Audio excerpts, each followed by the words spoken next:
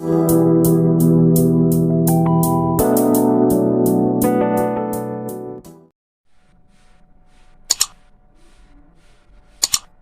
Morning students.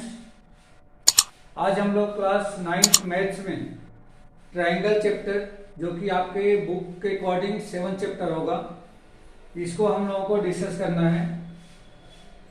Chapter का नाम है आपका ट्रायंगल्स।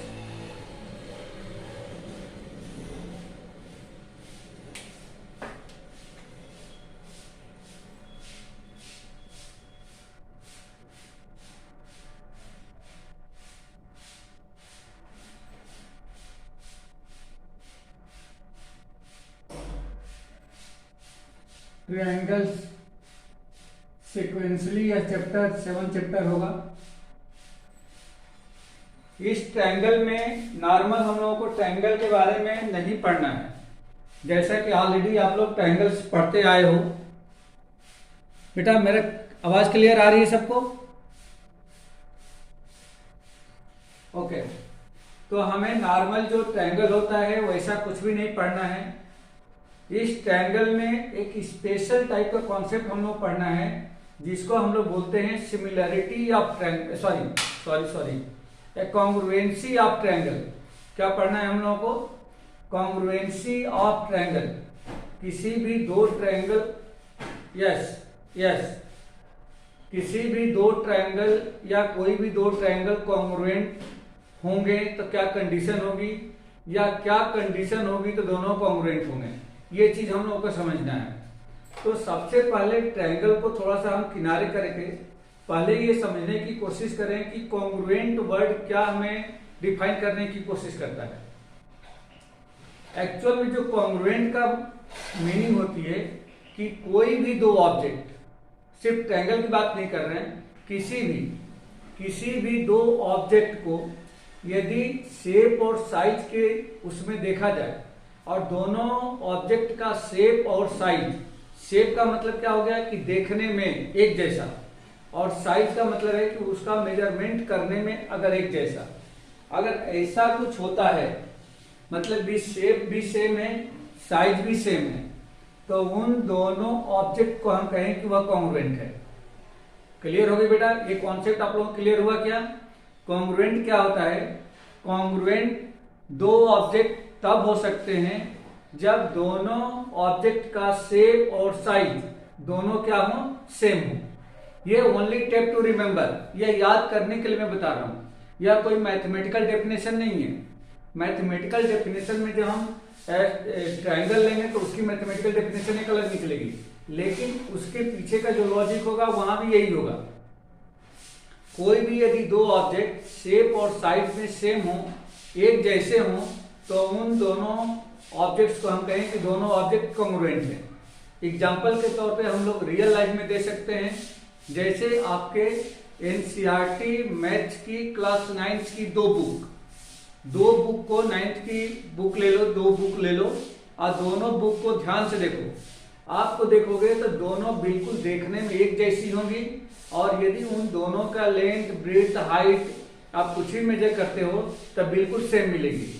कहने का मतलब ये हो गया कि एनसीईआरटी के मैथ्स की वो दोनों बुक आपस में क्या है? कॉन्ग्रुएंट हैं। समझ में आ गई बेटा? ये बात समझ में आ गई क्या?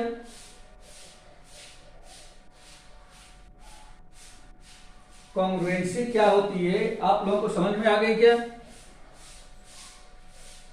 ओके, अब हम लोगों को ये देखना है कि कॉन्ग्रुएंट नहीं होंगे तो क्या होगा, या कॉन्ग्रुएंट के अलावा कोई दूसरा चीज भी हो सकता है क्या? हो सकता है। तीन टाइप से हो सकता है। एक तो ये हो सकता है कि दोनों ऑब्जेक्ट शेप और साइज दोनों में सेम हो, जिसको हम लोग कॉन्ग्रुएंट कहेंगे। दूसरा ये हो सकता है कि जो शेप में सेम है बट साइज में अलग अलग हो, ऐसा हो सकता है। दो ऑब्जेक्ट जो शेप में सेम हो, मतलब देखने में एक जैसे हो, बट मेजर करने में अलग अलग हो। मेजर करने में उनके साइड्स का जो रेशियो हो वह कोई एक कांस्टेंट रेशियो हमें देता हो, तो इसको हम लोग क्या कहते हैं?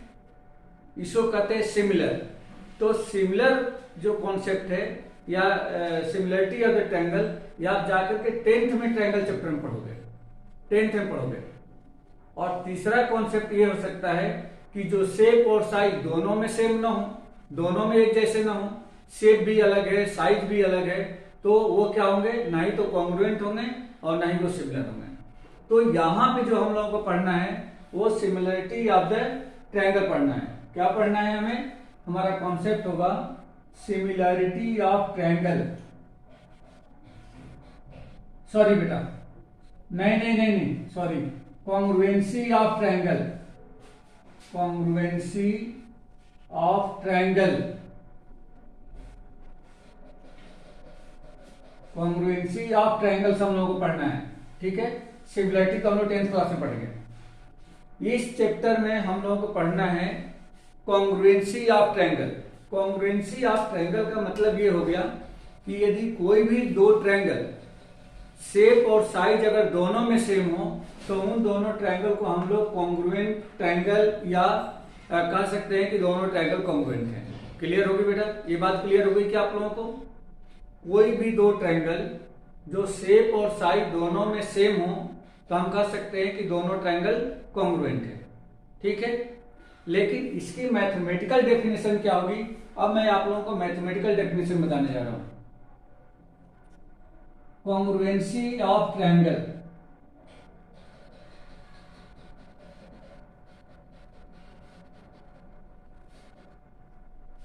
कॉन्ग्रुएंसी ऑफ ट्रायंगल्स क्या होता है बेटा, ये समझो आप लोग।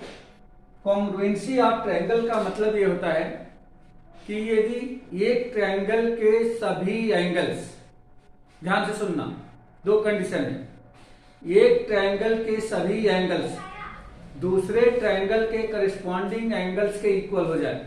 क्या मैंने बोला? एक ट्रायंगल के सभी एंगल्स दूसरे ट्रायंगल के करस्पॉन्डिंग एंगल के इक्वल हो जाए और पहले ट्रायंगल की सभी साइड्स दूसरे ट्रायंगल की करस्पॉन्डिंग साइड्स के इक्वल हो जाए तो दोनों ट्रायंगल कॉन्ग्रुएंट कहे जाएंगे। क्या मैंने डिफाइन किया है? एक ट्रायंगल के सभी एंगल्स दूसरे ट्रायंगल के करस्पॉन्डिंग एंगल के इक्वल हो जाएं और ये पहले ट्रायंगल के सभी साइड्स दूसरे ट्रायंगल के करस्पॉन्डिंग साइड्स के इक्वल हो जाए तो हम कह सकते हैं कि दोनों ट्रायंगल कॉन्ग्रुएंट है। अब इसको मैथमेटिकली हम लोग लिख सकते हैं if all angles and sides of any triangle are equal to the corresponding angles and corresponding sides of another triangle, then both triangles will be congruent। तो इसकी डेफिनेशन हम लोग लिख सकते हैं if all angles and all sides of any triangle are equal to the corresponding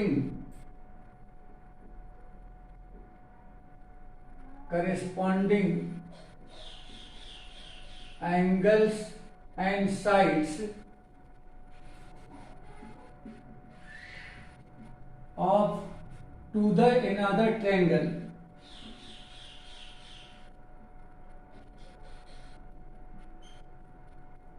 then both triangles will be congruent। ध्यान दो बेटा, इस डेफिनेशन पे फिर एक बार ध्यान दो। ये कह रहे हैं कि if all angles and all sides means एक ट्रायंगल के सभी एंगल और सभी sides of any triangle are equal to corresponding angles and sides, corresponding angle and corresponding sides. आप चाहो तो यहां भी लिख सकते हो, करस्पॉन्डिंग दोनों के लिए लिखा गया था। Corresponding angles and corresponding sides, एक मिनट बता,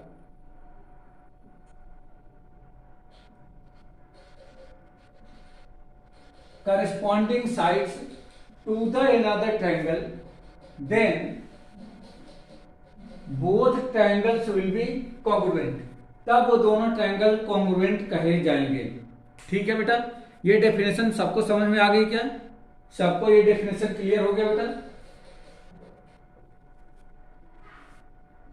ठीक है, अब इसको मैं और तरीके से समझाता हूं। इसमें इंपॉर्टेंट वर्ड क्या है, उस इंपॉर्टेंट वर्ड को हमें मार्क करना है।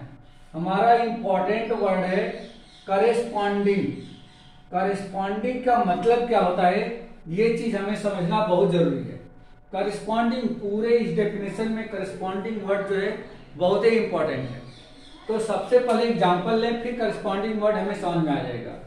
मान लेते हैं कि let triangle A B and C, A B C and triangle P Q R are two triangles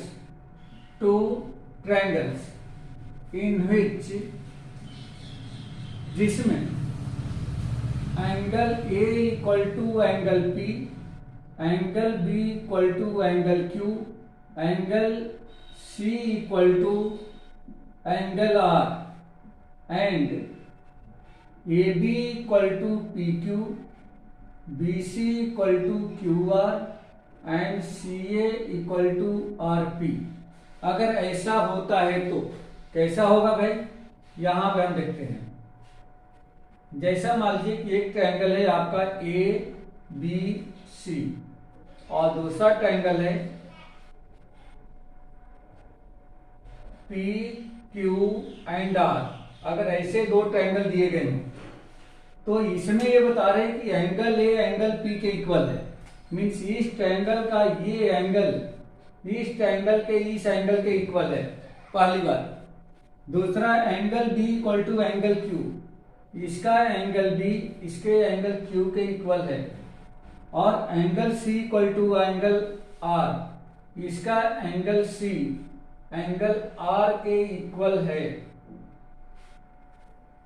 तो ये करेस्पॉन्डिंग एंगल्स कहे जाएंगे।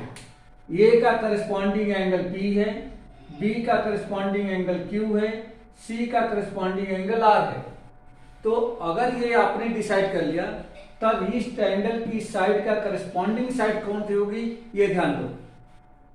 अगर एंगल A का करस्पॉन्डिंग B है और P है और एंगल B का एंगल Q है, तो साइड AB का जो करस्पॉन्डिंग होगा वह कौन सा ट्रायंगल, कौन सा साइड होगी बी दूसरे वाले ट्रायंगल में। तो जो ए का P और B का Q है, तो AB side angle A angle B की है, तो इसकी करस्पॉन्डिंग जो साइड होगी वह एंगल P और एंगल Q के बीच की साइड होनी चाहिए। तो AB का करस्पॉन्डिंग साइड PQ होगा। ठीक है बेटा। BC का करस्पॉन्डिंग, ये B और C एंगल के बीच की साइड है, यहाँ पे Q और R के बीच की साइड का ही होगा, तो ये हो जाएगा QR। और तीसरी CA, ये साइड अगर इस साइड के इक्वल होती है, तो बेटा देखो जिस एंगल में एक लाइन के द्वारा दिखाया गया है वो उसका करस्पॉन्डिंग है, दो वाले के करस्पॉन्डिंग है, तीन वाले करस्पॉन्डिंग है। वैसे ही साइड के ऊपर जो मार्किंग की गई है, सिंगल लाइन वाले के करस्पॉन्डिंग है, डबल वाला डबल के करस्पॉन्डिंग है, ट्रिपल वाला ट्रिपल के करस्पॉन्डिंग है। ये करस्पॉन्डिंग वर्ड जो है आपको बिल्कुल क्लियर हो जाना चाहिए।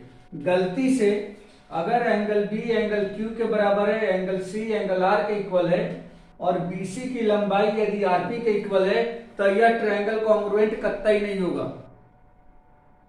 बात क्लियर होगी बेटा। ये बहुत इंपॉर्टेंट है कि अगर ये एंगल इस एंगल के इक्वल है, ये एंगल इस एंगल के इक्वल है और इस साइड की लेंथ अगर इस साइड के इक्वल है, तो यह कतई करस्पॉन्डिंग नहीं होगा। क्लियर हो गया। और ये करस्पॉन्डिंग नहीं कहलाएगा, मतलब कि ये दोनों ट्रायंगल कॉन्ग्रुएंट नहीं हो सकते हैं। इसको सही तरीके से हम इस तरह से समझ सकते हैं कि यदि एक ऑब्जेक्ट के ऊपर कोई दूसरी ऑब्जेक्ट रखी जाए और ऊपर से देखने पर यदि सिर्फ एक ही ऑब्जेक्ट नजर आए, समझ बात आ गई, तो हम दोनों ऑब्जेक्ट को क्या कर सकते हैं, कॉन्ग्रुएंट कर सकते हैं। आप एग्जांपल में देख सकते हो कि आप अपने मैथ्स की 2 बुक लो, अपने मैथ्स की 9th क्लास की मैथ्स की 2 बुक लो, बिल्कुल लेंथ में लेंथ को रखो एक दूसरे के ऊपर तो जाकर के आप ऊपर से देखोगे तो एक बुक नजर आएगी। लेकिन अगर एक की लेंथ के साइड में दूसरे का विड्थ कर दो, मतलब ऐसे उल्टा रख दो, एक बुक आपने ऐसा रखा और दूसरी बुक को आप ऐसा रख दो, देखो दोनों बुक पूरी तरह से कोइंसाइड नहीं होगी, मतलब दोनों बुक आपको दिखेगी। तो अगर ऐसा रख देते हो तो करस्पॉन्डिंग साइड इसकी गड़बड़ हो चुकी है, ठीक है। लेकिन अगर ऐसा रखते हो तो करस्पॉन्डिंग साइड बिल्कुल एक दूसरे के साथ साथ आ रही है। तो करस्पॉन्डिंग वर्ड इस पूरे डेफिनेशन में, पूरे टॉपिक में आपको शुरू से लेकर के आखिरी तक चलेगा और यह बहुत ही इंपॉर्टेंट है। क्लियर होगी बेटा? ये बात क्लियर होगी सबको? जो करस्पॉन्डिंग मैंने बताया है ये बात सबको क्लियर होगी? यस और नो? रिस्पॉन्स करो जल्दी। ओके, तो ये आपको करस्पॉन्डिंग वर्ड क्लियर हो गया। तब हम कह सकते हैं कि अगर इस ट्रायंगल का एंगल ए एंगल पी के, एंगल बी एंगल क्यू के, एंगल सी एंगल आर के इक्वल है, A B side P Q के इक्वल है, B C side Q R के इक्वल है, C A side R P के इक्वल है, then we can say that triangle A B C congruent triangle P Q R. बेटा ये जो sign बना है, ये जो साइन बना है, साइन कुछ ऐसा है बेटा, देखो साइन कुछ ऐसा है, ये साइन ऐसा है, ठीक है। इसको हम लोग बोलते हैं congruent. This sign read as congruent. समझ में आ गया बेटा? This sign read as congruent, आपकी बुक में होगा, खोल करके देख सकते हो, ठीक है। तो इसको कॉन्ग्रुएंट बोलेंगे। तब हम कह सकते हैं कि triangle A B C congruent triangle P Q R, ये डेफिनेशन कंप्लीट करता है। अब जो करस्पॉन्डिंग की बात कर रहे थे, वो करस्पॉन्डिंग यहां भी दिखता है, यहां भी दिखता है। देखो ध्यान से, ये चीजें यहां पे दिखेगी। क्या दिखेगा? देखो ये जो है P के इक्वल है। देखो पहले एंगल ए है तो यहां भी पहले एंगल P है, एंगल B है तो एंगल Q है, एंगल C है तो एंगल R है, यहां भी सेम वैसे ही दिख रहा है। दूसरा देखो साइड, अगर हम देखेंगे तो साइड बताने के लिए दो लेटर चाहिए, ए बी पहला और दूसरा, ए बी, ये ए पी, देखो पी क्यू के बराबर है। देखो यहाँ ए बी पी क्यू के इक्वल है। दूसरा इसका बी सी, तो देखो बेटा यहाँ पे क्यू आर के इक्वल है, देखो यहाँ पे क्यू आर के इक्वल दिख रहा है। तीसरा सी ए, मतलब ये और ये देखो, तो फिर यहाँ से आर पी उल्टा है, देखो यहाँ भी सी ए आर पी, ये देखो ये कॉन्ग्रुएंट दिख रहा है। तो यहाँ भी ये कॉन्ग्रुएंट है, यहाँ भी करस्पॉन्डिंग को शो करता है। अगर आप इसी ट्रायंगल को ऐसा लिख देते हो, triangle A B C congruent triangle Q P R, तो 100% ये गलत हो गया, ये बिल्कुल ही गलत है, ये करस्पॉन्डिंग है ही नहीं, ये करस्पॉन्डिंग है ही नहीं, क्योंकि इसका एंगल ए एंगल क्यू के इक्वल नहीं है, एंगल ए एंगल पी के इक्वल है, जब ये बता रहा है कि एंगल ए एंगल क्यू के बराबर है। समझ में आ गया बेटा? तो ये गलत हो गया, ये करस्पॉन्डिंग को शो नहीं कर रहा है, इसलिए ये दोनों ट्रायंगल कॉन्ग्रुएंट नहीं है। होंगे अगर एंगल ए एंगल क्यू के इक्वल रियल में यहाँ पे दिख रहा है तब हो सकता है, एंगल बी एंगल पी के बराबर दिख रहा है तब हो सकता है, एंगल सी एंगल आर के बराबर दिख रहा है तो हो सकता है। समझ में आता है? लेकिन अभी जो सिनेरियो यहाँ पे दिख रही है आपको बोर्ड पे, अगर ऐसी स्थिति में हम ये बात करें तो ये बिल्कुल कॉन्ग्रुएंट नहीं है। क्लियर हो गया बेटा आप लोगों को? पूरी चीज क्लियर हो गई? कोई डाउट है इसमें?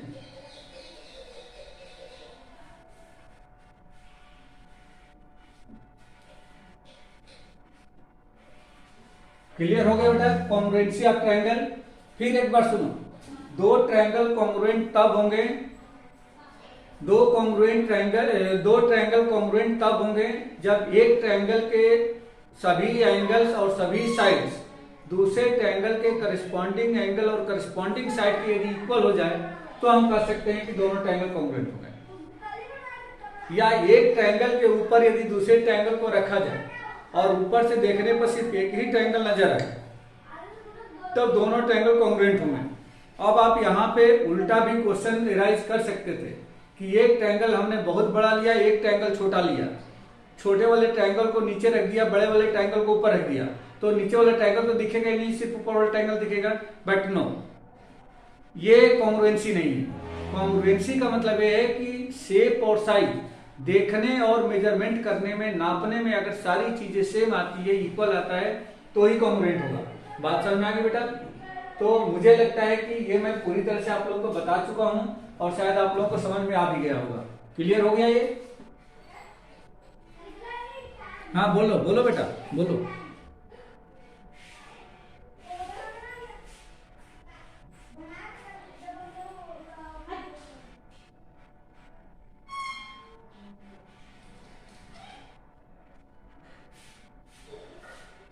हाँ हाँ, इसी को तो मैं बताया कि ये अगर तीनों साइन एक साथ आते हैं, सुनो सुनो, ये इक्वल टू का साइन है और इसके ऊपर कुछ ऐसा साइन बना है, ठीक है बेटा, ऐसा साइन बना है।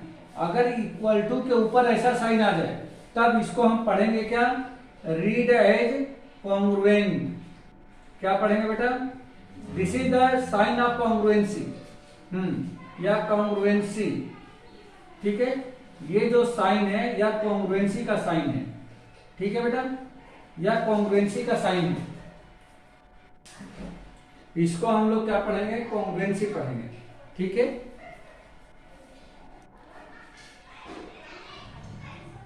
अब यहां पे प्रॉब्लम क्या आती है? प्रॉब्लम ये आती है कि क्या हमें किसी भी दो ट्रायंगल को कॉन्ग्रुएंट प्रूव करने के लिए, कॉन्ग्रुएंट बताने के लिए, क्या यहाँ पे 3 एंगल और 3 साइड को मेजर करना पड़ेगा?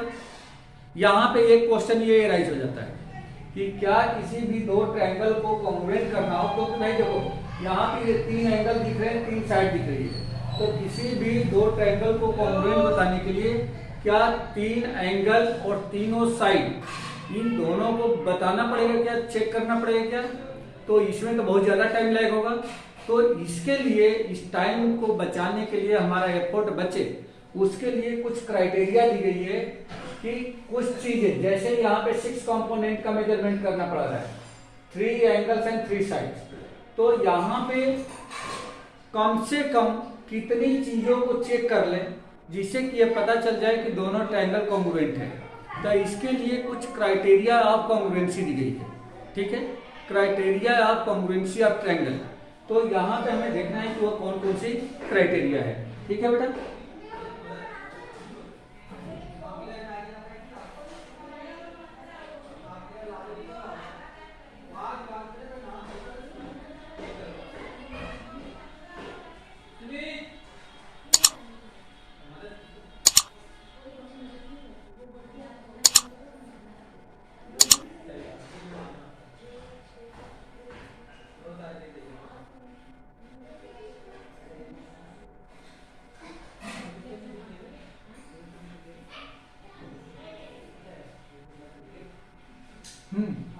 Criteria of congruency of triangle.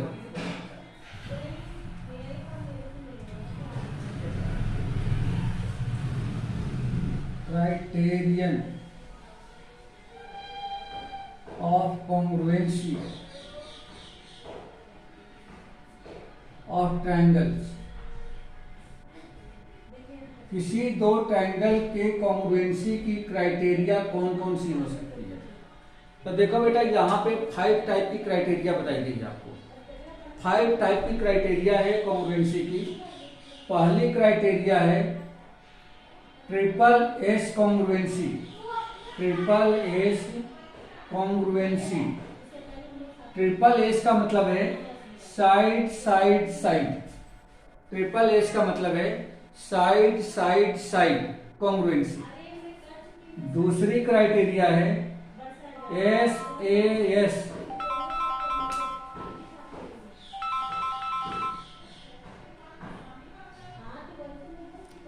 दूसरी क्राइटेरिया है SAS कॉन्ग्रुएंसी। इसका मतलब है साइड एंगल साइड कॉन्ग्रुएंसी। तीसरी क्राइटेरिया है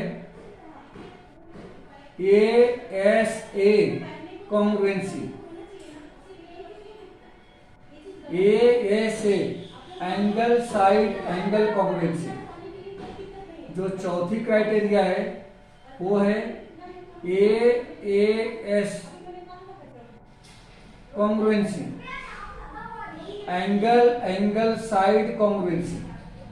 और लास्ट यानी कि फिफ्थ जो क्राइटेरिया है वो है RHS congruency.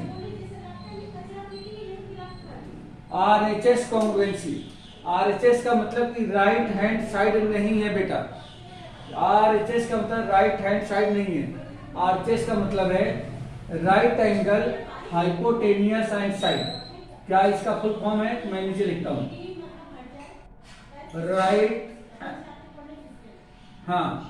Right angle hypotenuse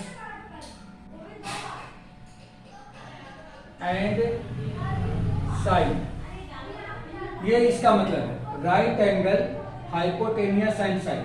तो इस तरीके से यहाँ पे 5 क्राइटेरिया है। अब ये पांचों क्राइटेरिया जो है आपके पूरे एफर्ट को बहुत कम कर देती है। मतलब कि किसी भी दो ट्रायंगल को यदि कॉन्ग्रुएंट चेक करना है कि दोनों ट्रायंगल कॉन्ग्रुएंट है कि नहीं है, तो अंडर द फर्स्ट क्राइटेरिया आप क्या करोगे, पहले ट्रायंगल की तीनों साइड को मेजर कर लो और दूसरे ट्रायंगल की भी तीनों साइड को मेजर कर लो। अगर पहले ट्रायंगल की तीनों साइड दूसरे ट्रायंगल के करस्पॉन्डिंग साइड के यदि इक्वल हो जाता है तो no need to check about its angles. आपको उनके एंगल के बारे में चेक करने की कोई जरूरत नहीं है।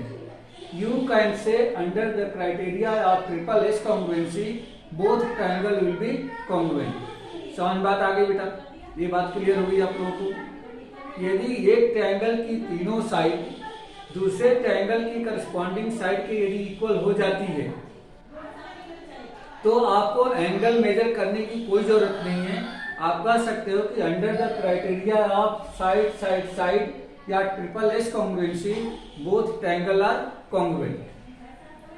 दूसरी क्राइटेरिया ये बताती है कि अगर एक ट्रायंगल के दो साइड, ध्यान देना बेटा बहुत इंपॉर्टेंट है, एक ट्रायंगल की दो साइड और उन दोनों साइड के बीच का एंगल। एग्जांपल, जैसे मान लीजिए कि ये एक ट्रायंगल है, ये कह रहा है कि दो साइड, सपोज करो कि ये साइड और ये साइड लिया, तो उन्हीं के बीच का एंगल होना चाहिए बेटा।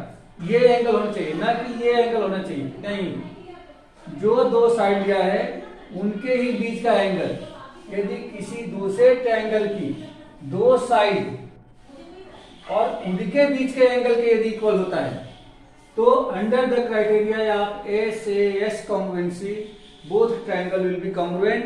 No need to check remaining side and remaining angles of both triangles. हमें कोई जरूरत नहीं है कि दोनों ट्रायंगल की रिमेनिंग साइड या रिमेनिंग एंगल्स को हमें चेक करना हो, ऐसा कुछ भी जरूरत नहीं है। आप कह सकते हैं कि under the criteria of SAS both triangles are congruent. Clear बेटा? क्लियर हो गया आप लोगों को? जल्दी से यस नो करो बेटा। ये समझ में आ गया SAS कॉन्ग्रुएंसी? ओके, नेक्स्ट देखो ASA। देखो ध्यान से, दो एंगल उनके बीच में साइड है, ऐसा ही लिखना है। जैसे यहां पे लिखा है वैसा ही होना चाहिए। अब ये नहीं कि इसमें दो साइड दिख रही है, दो साइड को हमने कहीं भी लिख दिया, ASS कर दिया या SA कर दिया, नहीं, ऐसा नहीं चलेगा। दो साइड उनके बीच का एंगल, मतलब एंगल जो है बीच में ही आना चाहिए। सेम वैसे ही यहाँ पे दो एंगल उनके बीच की साइड, मतलब ये हो गया कि जैसे मान लीजिए कि ये दो ट्रायंगल है और यहाँ पे अगर ये एंगल इस एंगल के इक्वल है, ये एंगल इस एंगल के इक्वल है, तो ये साइड इस साइड के इक्वल होनी चाहिए। मीन्स दो एंगल के बीच की ही साइड होनी चाहिए। तो यहां पे आप ये देख लोगे कि यदि किसी दो ट्रायंगल में दो एंगल और उनके बीच की साइड यदि दूसरे ट्रायंगल के दो एंगल और उनके बीच के साइड के इक्वल होता है तो under the criteria of ASA both triangle will be congruent. वैसे ही AAS फोर्थ क्राइटेरिया, इसमें किसी एक ट्रायंगल के दो एंगल और जस्ट उसके बाद की साइड यदि दूसरे ट्रायंगल के दो एंगल और उसके बाद की साइड के यदि इक्वल होता है तो हम कह सकते हैं कि under the criteria of AAS congruency both triangles are congruent. और लास्ट, ये स्पेशली राइट एंगल ट्रायंगल के लिए बनाया गया है RHS congruency. Right angle hypotenuse and side, means अगर दो ट्रायंगल आपस में, सॉरी दो ट्रायंगल यदि राइट एंगल ट्रायंगल हैं, तो अब हमें पता है कि अगर राइट एंगल ट्रायंगल है तो एक एंगल तो 90 डिग्री होगा दोनों का, तो राइट एंगल के इक्वल, दोनों की जो हाइपोटेनियस है हाइपोटेनियस के इक्वल होना चाहिए, मतलब दोनों के हाइपोटेनियस आपस में इक्वल होना मस्ट है, कंपलसरी है। और बाकी जो बची हुई दो साइड से, मतलब कि दोनों का बेस बचा है या तो दोनों का परपेंडिकुलर बचा है, तो बेस बेस के इक्वल हो जाए या परपेंडिकुलर के इक्वल हो जाए। तो under the criteria of Archies congruency both right angle triangle will be congruent.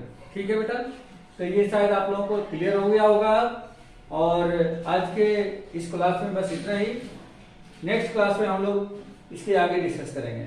Okay.